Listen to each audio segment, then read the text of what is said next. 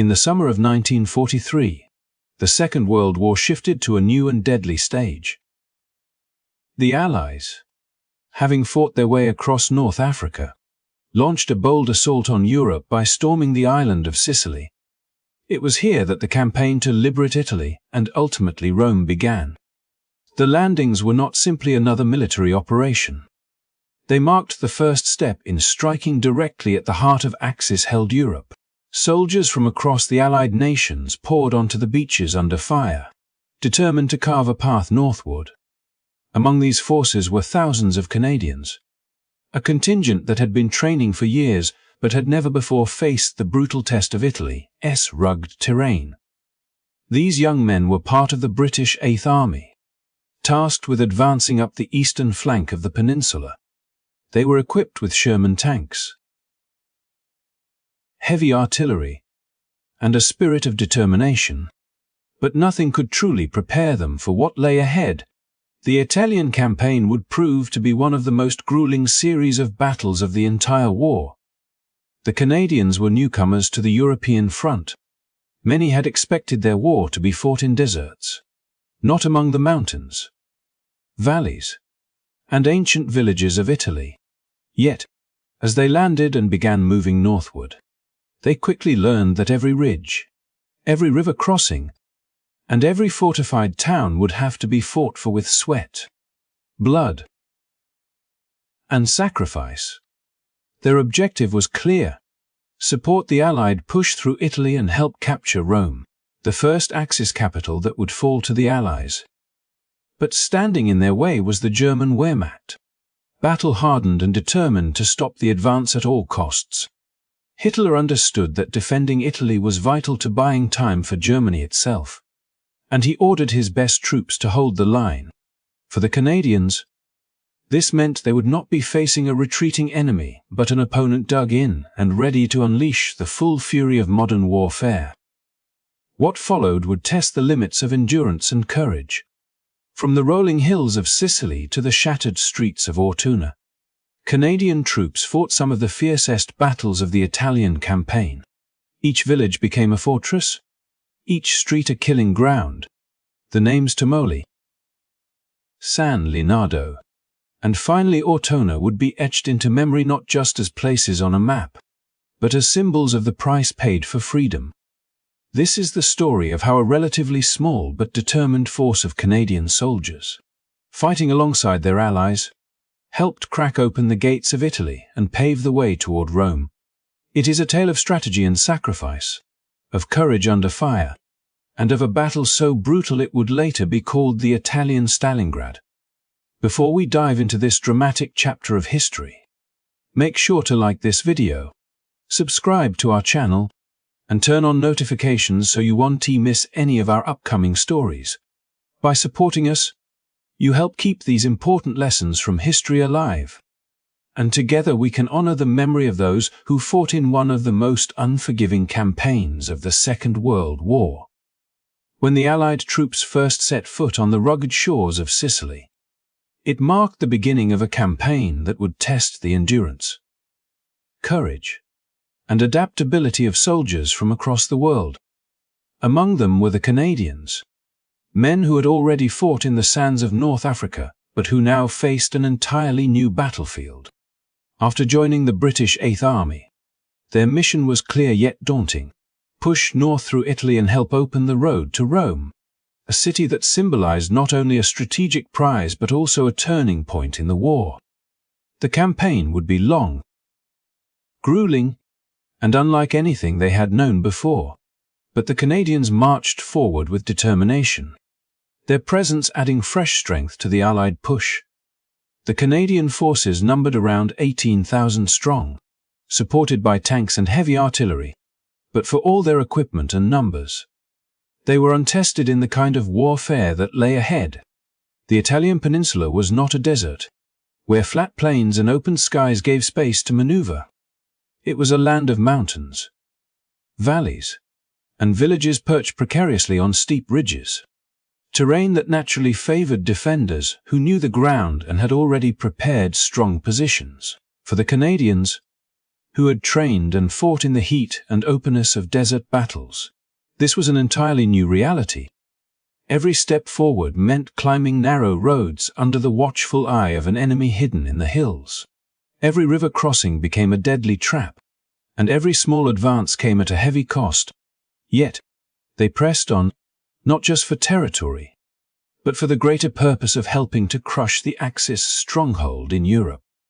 What made their story compelling was not only the military strategy, but the human element.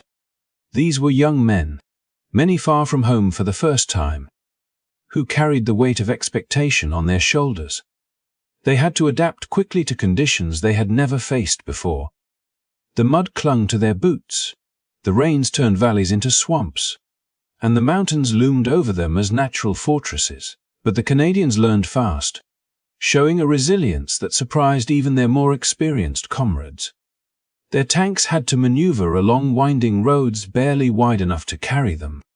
Their heavy guns dragged through impossible terrain to fire at enemy positions hidden in the cliffs. It was not the kind of war they had trained for, yet they found a way to fight it. Each battle became a lesson in endurance. The soldiers discovered that progress in Italy was measured not in sweeping advances, but in yards of blood-soaked ground gained day by day. The Germans, skilled defenders, made full use of the landscape, retreating only when forced and leaving behind obstacles that slowed every Allied step forward. For the Canadians, victory was not about rapid breakthroughs but about steady persistence, about climbing one hill, crossing one river, and holding on despite counterattacks. The strain was immense, but so was their determination. Every move forward carried them closer to Rome, and every hard-earned success proved that they could match and overcome the challenges of this new kind of war. What unified the Canadians was not just discipline, but also a sense of shared purpose. They knew that their efforts in Italy were part of a larger strategy, one that would eventually relieve pressure on the Soviet Union in the East and prepare for the massive invasion of Northern Europe. Their sacrifices were not in vain, for each step they took forced the Axis to divert men and resources, weakening their grip elsewhere. The campaign in Italy became a proving ground, both for the Allied armies as a whole and for the Canadians in particular. It was here that they transformed from desert fighters into seasoned veterans capable of handling whatever the war demanded of them. As the days turned into weeks and weeks into months, the Canadian contribution became more visible and more respected. Their courage under fire, their ability to adapt, and their sheer tenacity earned them recognition not only from their allies but also from their adversaries. The mountains and valleys of Italy were unforgiving, but the Canadians proved that they were equal to the task. They were no longer untested. They were now a force whose role in the march to Rome was undeniable. Their journey through Italy was not just a military campaign, it was a story of resilience, growth, and unwavering resolve, one that would be remembered as a defining chapter in their nation's contribution to the war. As the Canadians and their allies advanced steadily through Italy, the landscape before them began to change not only in terms of geography, but also in terms of the danger it presented. What had once been the open battlefields of Sicily and the winding coastal roads now gave way to heavily fortified positions, meticulously prepared by the German High Command. Adolf Hitler, understanding the symbolic and strategic value of Rome, was determined not to allow the Allies an easy march northward. He poured 6 divisions into southern Italy, divisions hardened by experience and equipped with everything they needed to delay, disrupt, and bleed the Allied advance. These troops were not scattered haphazardly, but placed along a system of defenses that became infamous under the name the Winter Line. The Winter Line was more than just a barrier. It was a calculated attempt to harness the natural obstacles of Italy's rugged terrain and enhance them with engineering designed for attrition. Stretching across ridges and valleys, it turned every mountain into a fortress and every river into a moat. Concrete pillboxes were embedded into hillsides, their narrow slits commanding perfect fields of fire, Long belts of barbed wire snaked across approaches, forcing advancing troops to slow down under exposure to artillery and machine gun fire. Mines were scattered along expected routes of advance, hidden beneath soil and rocks, waiting for the unsuspecting step of a soldier. Tanks were dug into concealed positions, ready to ambush Allied armor that attempted to push through the bottlenecks. The Germans understood that Italy's mountains could be as formidable as any man-made wall, and so they turned nature into their ally. Roads twisted sharply upward, bridges spanned deep gorges, and every pass became a potential death trap. Where the land did not already favor defense, German engineers reshaped it. Blowing craters, flooding valleys, or felling trees to block movement. For the Allied soldiers, who had trained under the scorching desert sun and grown accustomed to fast-moving campaigns, the Winter Line marked the beginning of an entirely different kind of warfare: slow, grinding, and punishing. For the Canadians, this new challenge tested their resolve more than anything they had encountered before.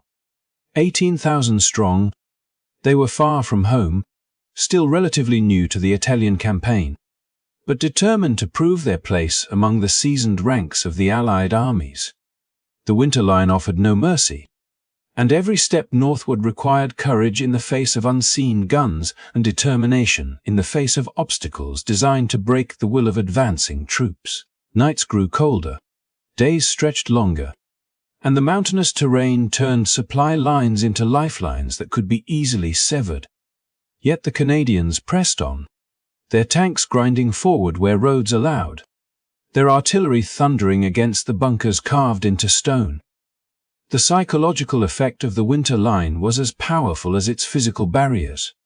Soldiers spoke of the eerie silence before an ambush, the sudden bursts of machine gun fire cutting across ridges, and the constant uncertainty of hidden mines. The Germans had not only built walls of concrete and steel but also a wall of fear, forcing the Allies to fight not only the enemy but also the very terrain beneath their boots. For commanders, every movement required caution, every attack meticulous planning, and every victory was measured in yards rather than miles. And yet, for all its strength, the Winter Line also revealed something about the nature of war and the determination of those who opposed it. Where pillboxes stood firm, artillery bombardments sought to crush them. Where barbed wire stretched across fields, brave men cut through under fire. Where tanks waited in ambush, counterattacks were prepared with equal ferocity. The Canadians, alongside their British and American allies, were learning to adapt to this new environment, developing strategies to fight a war of attrition while never losing sight of the greater goal: the liberation of Italy and the march toward Rome. The Germans intended the Winter Line to halt the Allied advance indefinitely, buying precious time for Hitler to stabilize the situation elsewhere in Europe. But every day the line held, Allied determination only grew stronger, each pillbox destroyed, each ridge captured, and each barrier overcome became not just a tactical success, but a testament to the resilience of soldiers who refused to bow under pressure. The Winter Line was a brutal teacher, but it taught lessons in unity, endurance, and sacrifice that would serve the Canadians and their allies throughout the rest of the campaign. As winter settled over the Italian hills, the battles became even more unforgiving, the cold cutting through uniforms and the mud clinging to boots and vehicles alike. Yet the Canadians pressed forward, step by step, through barbed wire, mines, and fortified defenses. Behind every advance was the shared conviction that the struggle was not in vain, that the hardships of one season would pave the way for the liberation of a continent. The Winter Line was meant to stop them. But instead, it became the crucible through which they proved their strength, their determination, and their place in history. The clash at Termoli marked a dramatic escalation of the Canadian experience in Italy, a moment when theory, training, and expectation collided with the brutal reality of mechanized warfare. For months, the Canadians had been fighting through the rugged countryside, forcing their way across rivers, clawing up steep ridges, and pressing forward against a determined enemy who knew every bend and twist of the terrain. Yet nothing could prepare them for what awaited in the streets and fields around Termoli, where steel machines would face off in a deadly contest of firepower, maneuver, and resolve. When the Canadian Sherman tanks rumbled into position, their engines growling and their tracks churning up the dust of southern Italy, they faced the formidable shadow of German panzers, veterans of campaigns across Europe who were determined to stop this fresh Allied push. The Canadians were not strangers to armored warfare. Many of their crews had studied the lessons of desert battles in North Africa and trained extensively in how to operate their Shermans with coordination and discipline. But Italy was not the open desert, where tanks could maneuver across wide plains with room to outflank and encircle. Here, the fields were hemmed in by stone walls, olive groves, and villages that forced combat into narrow lanes and fields of fire that could change from open sightlines to blind corners in an instant. Every advance meant exposing a tank's flanks to lurking threats, and every shot fired risked drawing a devastating counterattack. The first crack of a Panzer's gun shattered the uneasy tension, and in that instant the Canadians found themselves in the crucible of their first major tank-on-tank battle. The fight was intense, brutal, and deeply personal for those inside the steel machines. Tank crews often described how the roar of engines and the thunder of cannon fire reverberated through their very bones, while the acrid smoke of burning fuel and cordite filled the air inside their cramped turrets. For many, this was the moment when war ceased to be something distant or abstract and instead became a matter of survival, measured in seconds and in the accuracy of a gunner's aim. Sherman after Sherman advanced against the German lines, their 75mm guns barking as they tried to find weaknesses in the enemy formations. The Panzers, heavily armored and with reputations as some of the most formidable tanks of the war, returned fire with deadly precision, and in the chaos of Termoli, neither side could afford a single mistake. The Canadians, however, fought with tenacity born not only from training but from the knowledge that this was their chance to prove themselves on the European battlefield. For a nation whose sons had crossed oceans to fight in a land not their own, each battle carried the weight of honor and the burden of sacrifice. Commanders urged their men forward, crews shouted over the roar of engines, and tank after tank pressed into the fray, refusing to yield ground even as losses mounted. The village itself became a battlefield, its streets echoing with the clash of steel, while on the outskirts, fields were littered with burning wrecks that testified to the ferocity of the contest. Victory at Termoli did not come easily, and it did not come without cost. Many Canadian tankers gave their lives in that struggle, and for those who survived, the memory of fire and steel etched itself permanently into their minds. Yet the outcome was decisive enough to mark a turning point in the Canadian campaign. The Panzers, despite their formidable reputation, had been stopped, and the Allies held their ground. It was a moment of validation for the Canadians, proof that they could stand against the best the German army could throw at them and emerge with their mission intact. But beneath the pride of victory was also the sobering realization that the road ahead would be long and filled with more such encounters, each demanding courage, sacrifice, and an unyielding will to press forward. The battle also underscored the brutal reality of modern war in Italy. Tanks were not invincible juggernauts. They were vulnerable machines, reliant on the skill of their crews and the coordination with infantry and artillery to succeed. A single well-placed shot could turn a Sherman into a fiery coffin, and every Canadian crew knew that their survival depended on sharp eyes, quick reflexes, and trust in their comrades. This bond between men was forged in the heart of battle, where reliance on one another became the difference between life and death.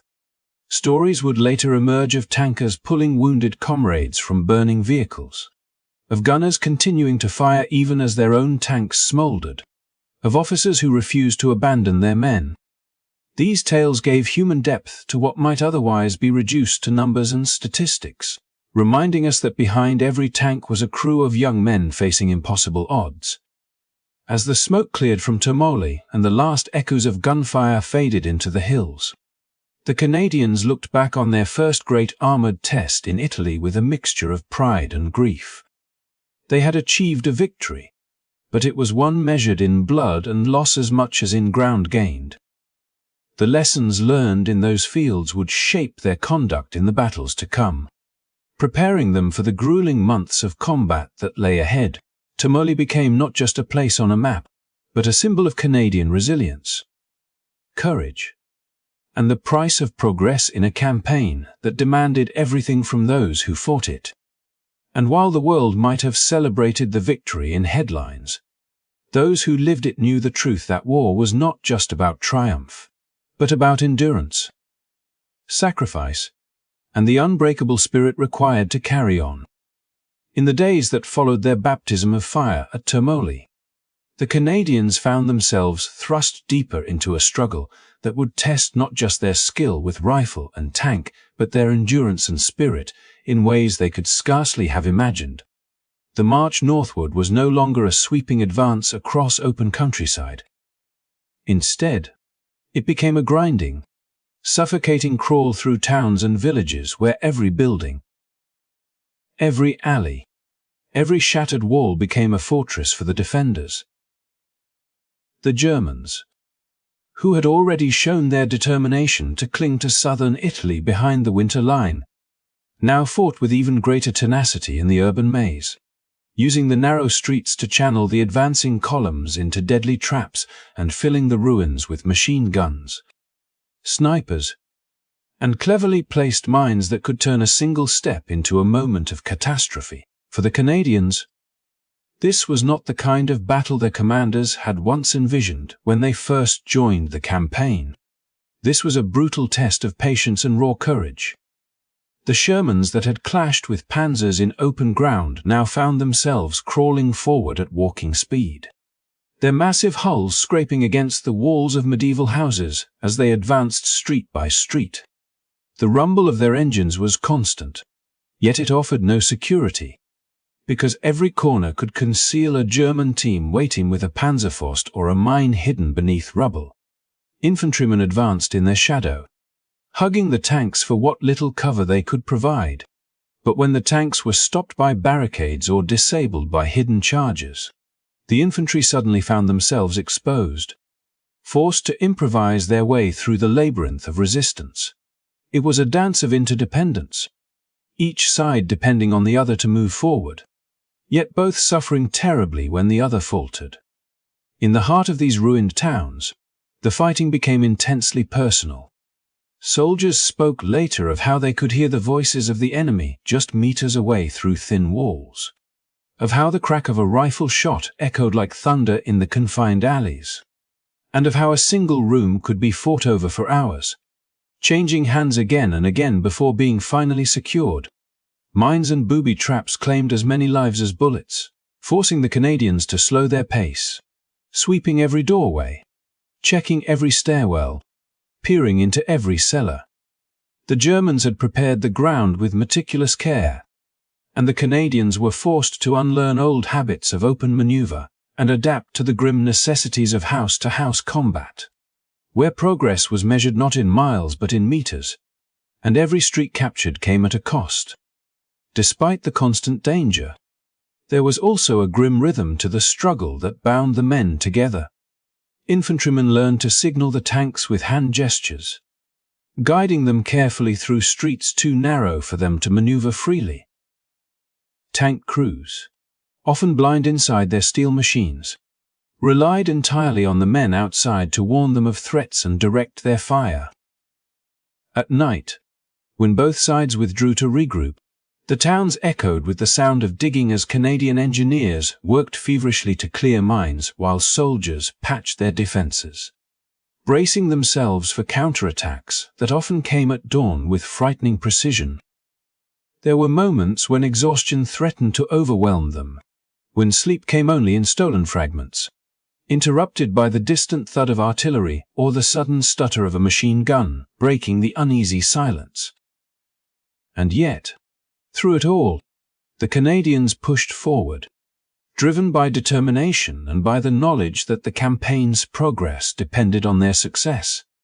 They had already proven themselves in Sicily, had already faced the fury of panzers at Termoli, but now they were learning the bitter lessons of street-to-street combat against an enemy who seemed to vanish into the rubble only to strike again with renewed ferocity. These battles would never make the sweeping headlines of a decisive victory, but they forged the Canadian soldiers into seasoned veterans, hardened by experience and unshaken by fear. Each street cleared, each mine defused, each ambush repelled was a small victory in itself, adding up to a momentum that even the most determined German resistance could not fully halt. The cost was severe. Friends fell in sudden flashes of violence. Tanks were lost to hidden charges, and yet the survivors carried on, refusing to yield ground once gained. They fought not in the expectation of glory, but out of a shared resolve, bound together by the knowledge that every step forward was part of a much larger struggle. The capture of each town, the pushing back of each entrenched German line, brought the Allies closer to Rome and closer to breaking the spine of German defenses in Italy. The Canadians, with their infantry and tanks fighting side by side in those unforgiving streets, became an indispensable part of that story. Their courage and sacrifice etched into the stones of the towns they liberated. Their legacy secured not in grand declarations but in the quiet, relentless determination to keep moving forward no matter the cost. The Canadian advance into Italy had already tested their endurance in the towns and villages that clung to the rugged landscape. But nothing would challenge them more than the moment they came face to face with one of the most feared formations in the German army, the 1st Parachute Division. These were men who had earned a reputation for toughness in earlier campaigns. Soldiers who had been hardened by years of combat, and who fought with a level of tenacity that shocked even the most seasoned. Canadian officers. The Canadians entered the battle knowing it would be difficult, but few could have anticipated just how punishing the struggle would become. Street by street, hillside by hillside, the fighting ground on, and as the days stretched into weeks, it was clear this was not going to be a swift engagement, but a drawn-out battle of attrition, one where courage and resilience mattered as much as firepower. The first encounters with the German paratroopers came in terrain that gave the defenders every possible advantage. The Canadians moved cautiously, their tanks providing cover as infantry squads advanced. Yet almost immediately they found themselves under relentless fire from positions hidden among the hills, in stone farmhouses, and within the twisting streets of ancient towns. Mines and booby traps slowed their progress, while snipers made every advance feel like stepping into an invisible net of danger. The 1st Parachute Division had dug in deep, and every attempt to dislodge them seemed to exact a painful toll. Casualties mounted, and for the Canadians, this became a sobering reminder that Italy's campaign would not be a quick march to Rome, but a costly battle where every gain was measured in blood and sacrifice. Still, the Canadians pressed forward, determined not to break under pressure. Units learned to adapt, using combined arms tactics to flush out entrenched defenders. Tanks and artillery battered German strongholds, while infantry worked methodically to clear the ruins that became battlegrounds. The paratroopers fought with incredible tenacity, counterattacking whenever possible, and in some moments it felt as though the Canadians were being tested to their absolute limits. Yet in these grueling engagements, bonds of brotherhood and discipline revealed themselves, carrying the men forward when exhaustion and loss threatened to paralyze them. Each success, no matter how small, carried symbolic weight, proof that they could stand against one of Germany's most formidable divisions and hold their ground. What made the struggle even more remarkable was the endurance displayed over weeks of unrelenting combat. The Canadians faced shortages, the difficulties of resupply in rough terrain, and the emotional burden of losing comrades. Yet they refused to yield. Reports from the front described soldiers pushing through mud and rain, working tirelessly to establish footholds even when they knew another counterattack could come at any moment. The German paratroopers were relentless. But gradually, through sheer persistence, the balance began to shift. Allied artillery and air support played their part, hammering German positions. But it was the Canadians on the ground who bore the brunt of the struggle, inching forward with determination that grew harder with each passing day. Eventually, the pressure became too much even for the elite 1st Parachute Division. Despite their skill and reputation, they could not hold forever against the relentless Allied advance, and the Canadians' refusal to give in forced the Germans into withdrawal. It was not a triumph without cost.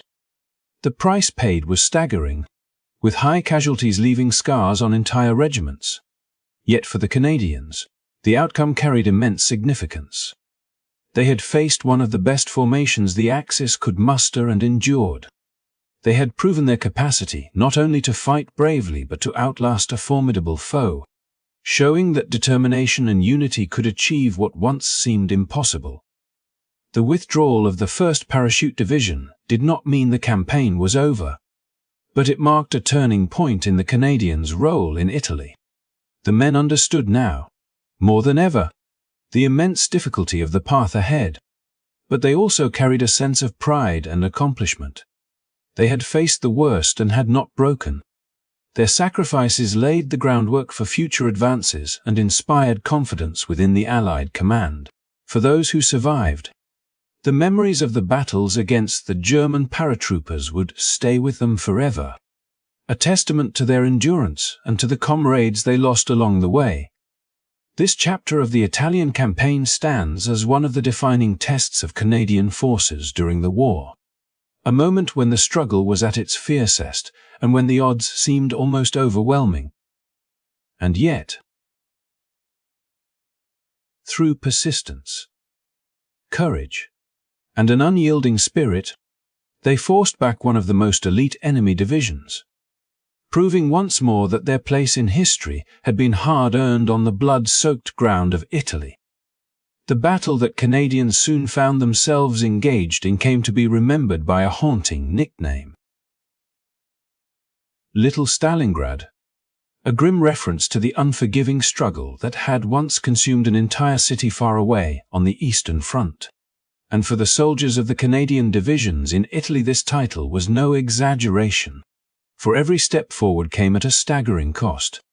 The streets were narrow, the houses built tightly together, and every wall, window, and doorway became a firing position for the German paratroopers who had sworn to hold their ground no matter the sacrifice. Moving block by block meant advancing into a maze of uncertainty where snipers lay hidden above, machine guns barked from basements, and every pile of rubble could conceal an explosive device waiting to claim the next tank or squad of infantry who dared to approach. For the Canadians, this was no ordinary battle.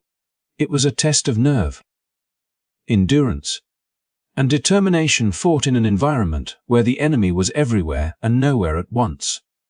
The use of tanks became a lifeline for the advancing infantry. On paper, the towns of central Italy were not ideal for armored warfare, with their twisting alleys and uneven terrain. But Canadian commanders quickly realized that without the firepower and protection of their Shermans, the infantry would be pinned down and unable to move. Tank crews risked everything by rolling forward into streets that had barely enough clearance for their tracks, their engines echoing off stone walls as they pushed toward barricades under a rain of anti-tank fire. Each time the infantry spotted a fortified house or a machine gun nest pinning them down, they would signal the tanks forward, and with a thunderous roar of the main gun a wall would collapse. clearing the way for the soldiers to surge ahead. The cooperation between infantry and armor was not always seamless, and many times communication broke down in the chaos. But through grit and improvisation they forged a deadly partnership that allowed progress where otherwise there would have been none. The German paratroopers were no ordinary defenders. They were veterans hardened in earlier battles.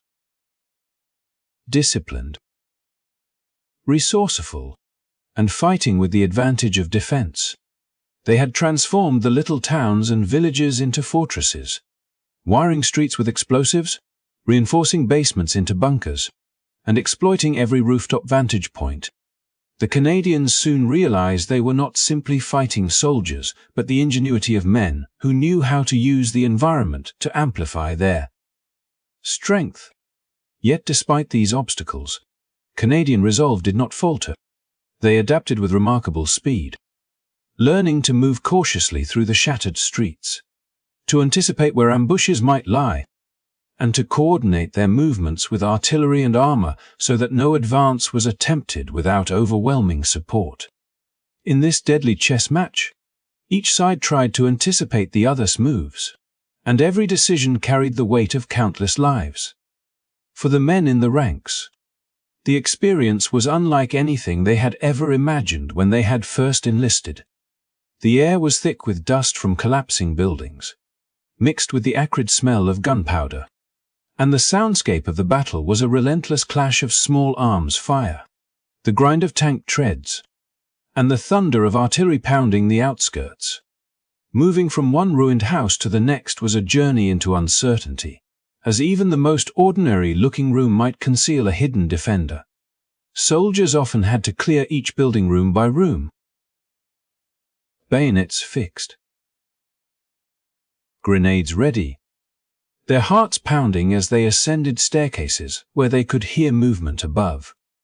The tension was unbearable, but it forged bonds among comrades that were unbreakable, for survival depended not only on courage but on trust in the man beside you. As the days wore on, the fighting wore down both attacker and defender.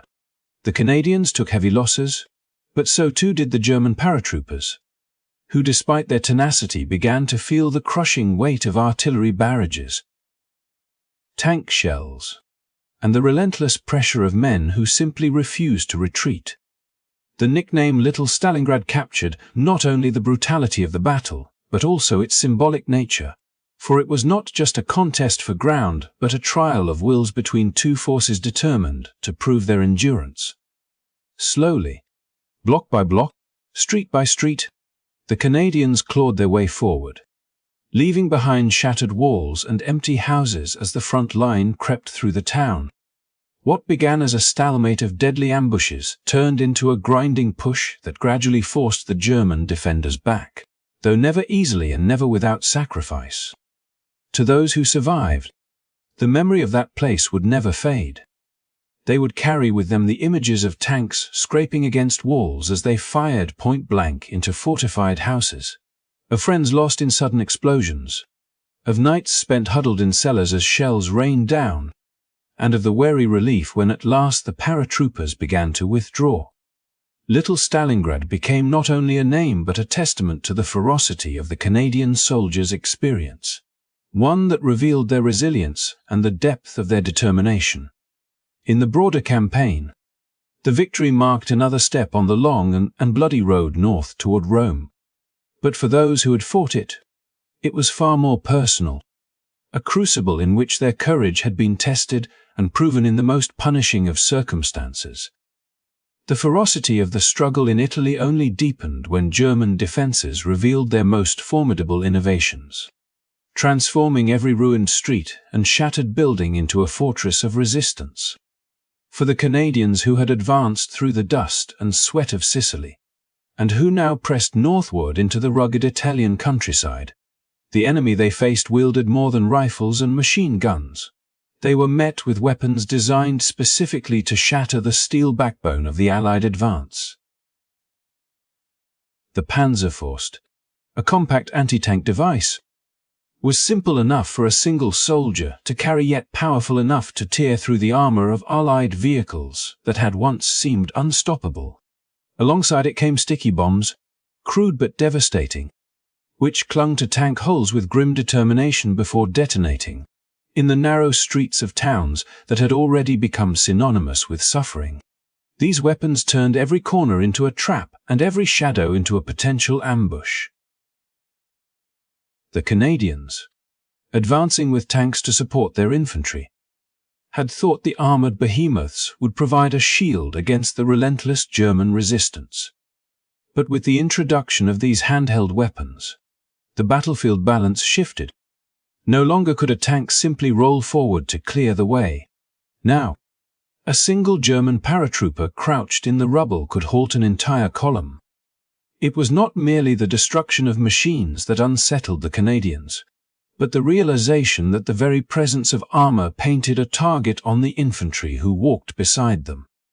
Every shot of a Panzerfaust or carefully placed sticky bomb shook not only the earth, but also the confidence of those who had believed their strength lay in combined arms.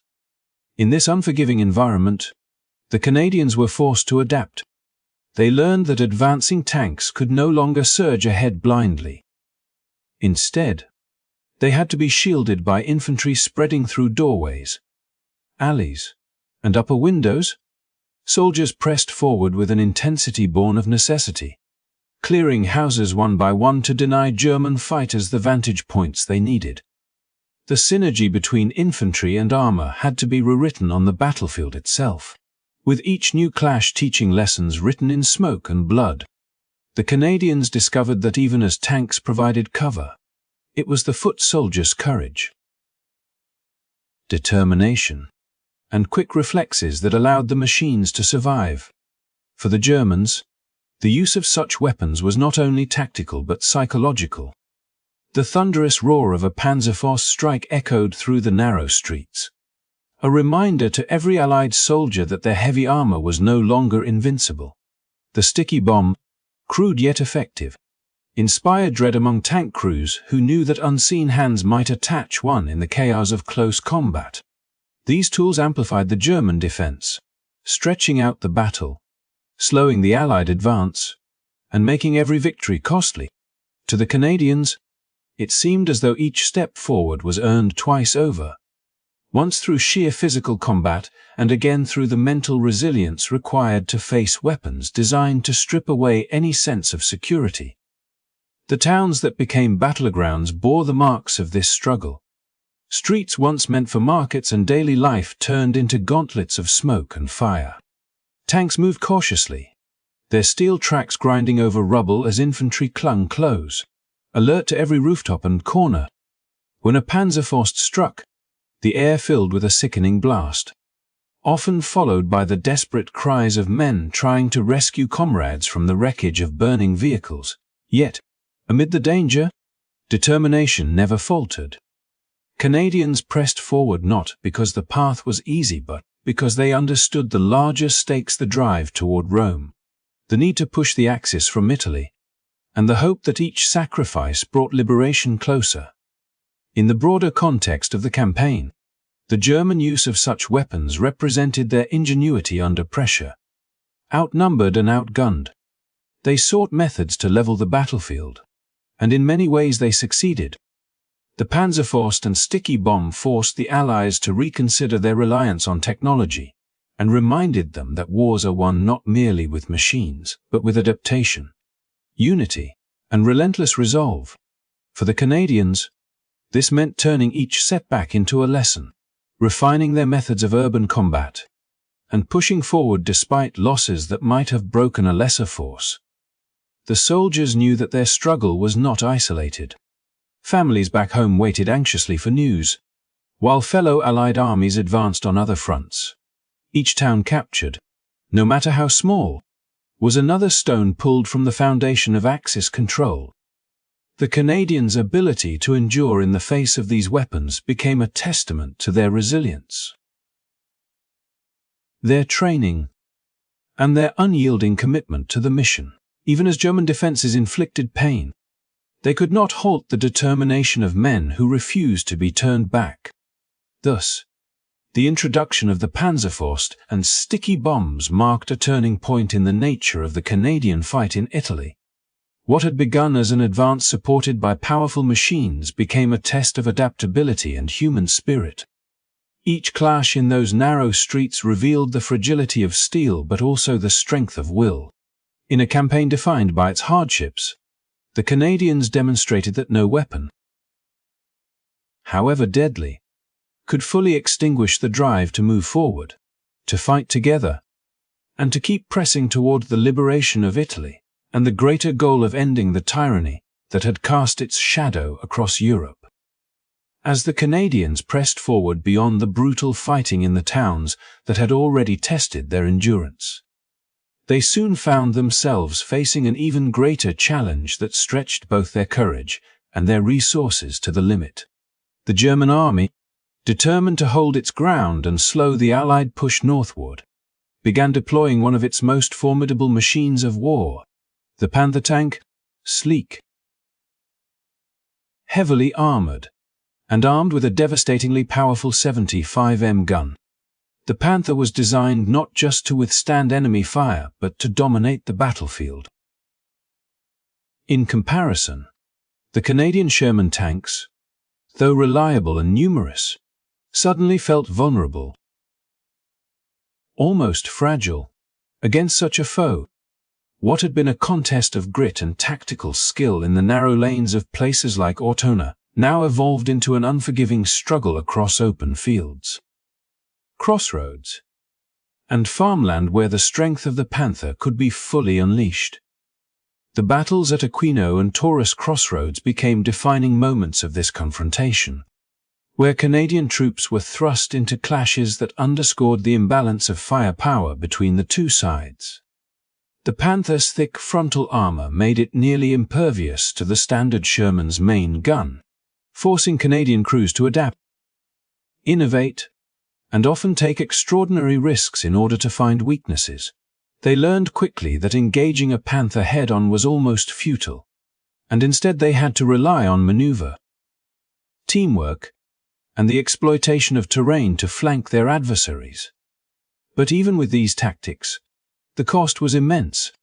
Every push forward seemed to demand sacrifices, as Sherman crews braced themselves against an opponent that could destroy them with alarming ease. These were not battles fought in the shadows or obscured by the confines of urban streets, but rather engagements laid bare under the open sky, where every movement could be spotted, every mistake punished. The sound of engines roared across the countryside, mingling with the thunder of cannon fire, as fields became arenas of smoke and flame. Infantry advanced alongside their tank allies, knowing that without them the armored spearheads would falter, and yet equally aware that they too were vulnerable to machine gun fire and the sudden strikes of German anti-tank teams lying in wait.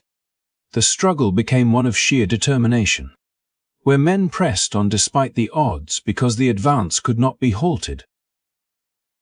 Each village, each crossroads, each strip of farmland carried with it a weight of blood and iron, and the Canadians bore it with a resolve that spoke to their commitment to the larger mission.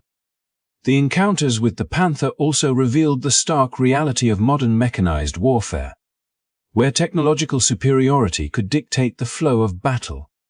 The Germans relied on the Panther as a bulwark to stall the Allied drive toward Rome, and in many ways, it succeeded in inflicting heavy losses and slowing progress.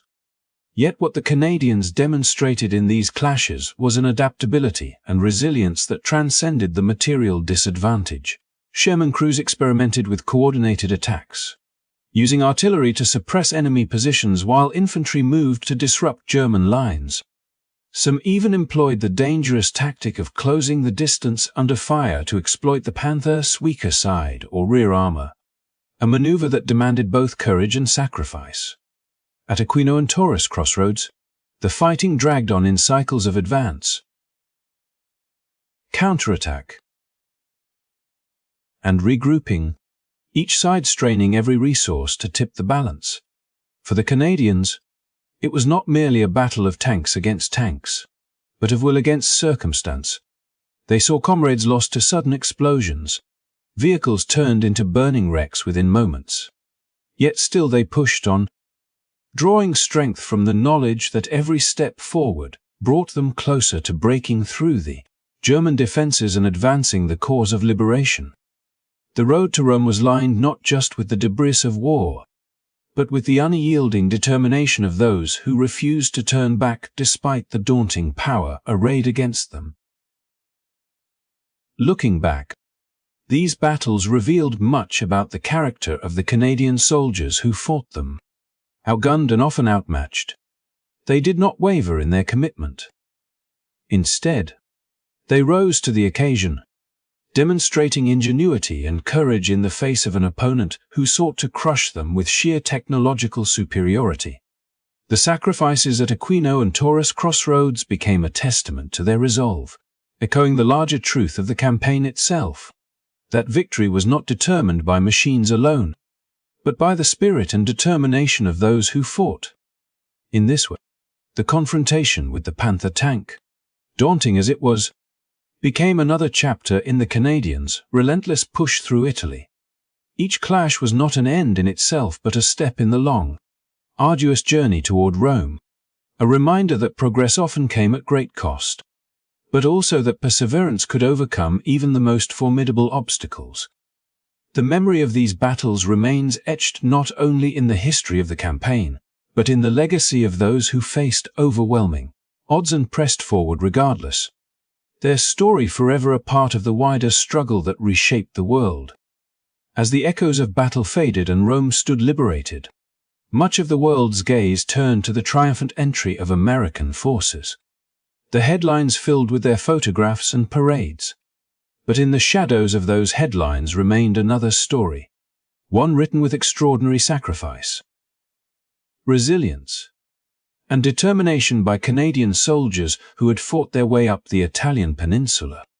Their journey was one of brutal endurance, from the savage struggle in Ortona, where narrow streets became killing grounds, to the open plains where the Sherman tanks were outmatched by Germany's formidable Panthers, and yet they pressed on with grit and unity. While the Canadian role was often underappreciated in popular memory, those who lived through those campaigns understood that the price paid by these men was immense. Their courage measured not by medals alone, but by the sheer willpower that carried them through battles that seemed unwinnable. The fighting in Italy was unforgiving. The mountainous terrain favored the defenders, and the Germans, seasoned and determined, used every advantage at their disposal. Canadians endured not only the firepower of modern weaponry but also the psychological strain of grinding, attritional combat, where victory was counted in shattered buildings and a few yards of ground wrestled from the enemy. The Battle of Ortona, forever etched into Canadian history as Little Stalingrad, became more than just a clash of armies. It became a symbol of the resilience of a nation that refused to falter even in the most desperate conditions. House to house, room to room, street to street, Canadians advanced with tanks at their backs and determination in their hearts. And though the Germans met them with cunning and brutal new weapons like Panzerfausts and sticky explosives, still they persevered, leaving behind a legacy of courage that continues to inspire generations. These sacrifices, however, did not always find their way into international headlines. When Rome fell, it was American troops who received the spotlight. Their victory hailed as the culmination of the campaign. Yet behind that triumph lay the unrelenting effort of Canadians who had been tested in some of the harshest battles of the entire war. Their journey was not glamorous but grueling, filled with losses that would forever mark families back home. It was a contribution that ensured the momentum of the Allied advance and laid the groundwork for the eventual liberation of Europe. And though overshadowed in the newspapers, within the annals of Canadian memory it shines with undeniable brightness. Today, when we look back, it becomes clear that the Italian campaign was not simply about military objectives, it was about human endurance. About a nation far from the European continent proving its strength and commitment. It was about ordinary young men, many of them barely out of their teenage years, thrust into extraordinary circumstances where every choice could mean life or death. Their story reminds us that history is not only made by great leaders or celebrated generals but also by the countless individuals whose names may never appear in textbooks, yet whose actions shaped the course of freedom. And so, as we close this chapter of remembrance, we honor those who fought not for glory, but for a cause greater than themselves. Their courage stands as a reminder that even when the world does not take full notice, sacrifice still holds its meaning. The Canadians in Italy proved that valor does not require recognition to endure. It requires only the quiet strength to stand firm against impossible odds. Thank you for joining me on this journey through history, for walking the battle-scarred streets of Ortona and standing beside the tanks at Aquino and Taurus crossroads, for remembering those who gave everything so that future generations could know peace. If you found this story meaningful, I invite you to like this video, subscribe to the channel, and share it with others so that memory of these sacrifices continues to live on. Your support allows us to keep bringing stories of history's forgotten chapters to light, ensuring that the courage of those who came before us is never lost to time. And now, as the night grows quiet and we leave behind the echoes of gunfire and the weight of history, I wish you peace and rest. May the stories of those who endured remind us all of the strength of the human spirit. Sleep well, and good night.